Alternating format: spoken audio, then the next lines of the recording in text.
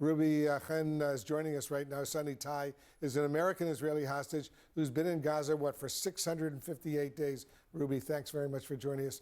The IDF, I believe, correct me if I'm wrong, actually informed you, sadly, that Itai, your son, is dead. Is that right? Yeah, but there's no acknowledgement from Hamas, and there's no any physical evidence that alludes to that fact. So we still have some sort of hope that maybe we have a miracle waiting for us. And these negotiations that have now collapsed because the U.S. and Israel are withdrawing from the talks in Doha, Qatar, there was a lot of hope that these talks would lead to at least a 60-day ceasefire and that a lot of the remaining Israeli hostages would come home and that Hamas would also allow bodies of killed Israeli hostages to be buried in Israel as well. But you must be depressed that these talks, apparently at least for now, are over. Yeah, I'm reminding you, Wolf, I come from New York City. I grew up on Coney Island. I'm sure you know the cyclone. You know, it feels like that. You go up and you have these high expectations and then you get down again, and it's very difficult. And you know, the president, he has delivered, at least in the Middle East. He's done what he should when it came to Iran. He has so much political capital in the Middle East. And I think that it is the time now maybe to look at this negotiation in a different way. And I would even tell or suggest the president, bring the prime minister back to the United States. I would even say Mar-a-Lago, bring in the Emir of Qatar, do the Camp David thing, negotiate until a deal is done, and use that political capital to the interests of the United States, which is peace in the region, ending conflict, and prosperity also for the U.S. economy. Let's see if that happens. I want you to listen to what the State Department, I know you're getting ready to meet while you're here in Washington with Marco Rubio, the Secretary of State, right? I want you to listen to what the State Department spokesman said yesterday. Now listen to this and then we'll discuss. While the mediators have made a great effort, Hamas does not appear to be coordinated or acting in good faith. We will now consider alternative options to bring the hostages home and try to create a more stable environment for the people of Gaza. So what does that say to you? It says to me that Hamas is to blame, which is what we've been saying for a long time. If we want the suffering of the people in Gaza to end, then it's pretty simple. Hamas needs to give up the hostages, and we could have that humanitarian aid coming in. And you know, there's no competition to pain. And there are still 50 hostages, 49 men, 1 woman, that must come out. And you think all 50 are alive?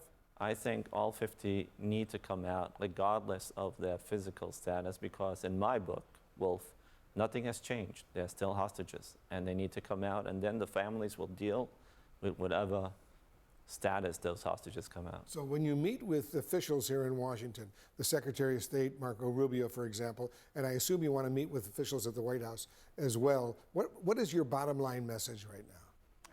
I think that we've been, this administration inherited a framework for a deal, which is a phased deal. And I think each day we need to wake up and look at those assumptions and say, if this is the best option to move forward with the U.S. strategic interests in the region. And maybe it is time to look at a full deal, because we might be stuck in partial components that are irrelevant if we focus on a deal that ends it all. I want you to show our viewers your shirt that you're wearing. Bring Itai home now, and then you have 658. That's the number of days Itai has been missing. That is correct, and my wife is here with me, and I don't need to explain to anybody listening to us now what it means that we have not seen our son for more than 22 months, and that is also the status of the other families as well. And we're just, you know, simple people, Wolf, and we got caught up into something bigger, this whole Palestinian Gaza issue. We just want our kids back, and I think it's about time. Itai, he grew up here in the United States. He's a U.S. citizen and an Israeli citizen, right? Yes, and at the age of 18, it is mandatory for in the state of Israel to go to the army, which he did. We are Holocaust survivor families, and we know what it means to save and protect the Jewish state. He could have gone to college, but he decided to go to the IDF, and he did what he was supposed to. He was protecting those kibbutzes, and it's been too long, and we say to this administration, President Trump has so much capital. With all that he has done, this administration has done in the Middle East, it's time maybe to look at it in a different way and to use that leverage and that political capital and bring a deal which is what the United States wants and should make happen. And before we go, very briefly, give us a little bit background on Itai. What's he like? Itai is the middle child. He has an elder and younger sibling, so that makes him the sandwich. So he was the more challenging child. I know you're a basketball fan, so I'll share a little something about that. I'm a New Yorker, proud New York Knicks fan. And my eldest, I gave him my inheritance, and he also became a Knicks fan. Itai, as the middle child, needed to be different. He became a Celtics fan, which was very difficult for me, but you know, that's what kids do. They always want to challenge you and be some more. He was a Boy Scout counselor. He loved to climb on walls and just be, you know, life of the party. And you know, we have an empty chair at our table for more than 22 months. So this Friday, when you families are sitting together with your family dinner, please try to think of us, the U.S. hostage families.